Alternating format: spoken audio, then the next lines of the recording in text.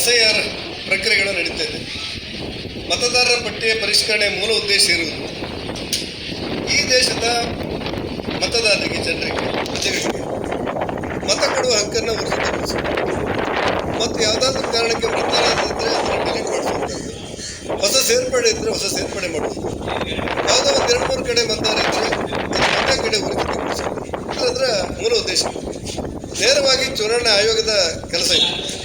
ಆ ಹಿನ್ನೆಲೆಯಲ್ಲಿ ನಾವೆಲ್ಲರೂ ಕೂಡ, ನನಗನ್ನಿಸುತ್ತೆ ಎಲ್ಲ ರಾಜಕೀಯ ಪಕ್ಷದವರು ಕೂಡ ಈ ಮತದಾರರ ಪಟ್ಟಿಯ ಪರಿಷ್ಕರಣೆಯನ್ನು ಸ್ವಾಗತಿಸಬೇಕು. ಭಾರತೀಯರಿಗೆ ಮತವನ್ನು ಕೊಡುವಂಥ ವ್ಯವಸ್ಥೆಯನ್ನು ಊರ್ಜಿತಗೊಳಿಸುವುದಕ್ಕೆ ಎಲ್ಲರೂ ಒಟ್ಟಾಗಿ ಬೆಂಬಲ ಕೊಡಬೇಕು ಅಂತ ನನಗನ್ನಿಸುತ್ತೆ.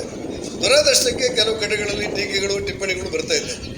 ಆ ಹಿನ್ನೆಲೆಯಲ್ಲಿ ಭಾರತೀಯರಿಗೆ ಮತ ಕೊಡುವಂಥ ಒಂದು ಅವಕಾಶವನ್ನು ಮತದಾರರ ಪಟ್ಟಿಯ ಮೂಲಕ ಪರಿಷ್ಕರಣೆ ಮಾಡೋದಕ್ಕೋಸ್ಕರ ನಾನು ಚುನಾವಣಾ ಆಯೋಗವನ್ನು ಅಭಿನಂದಿಸ್ತೇನೆ.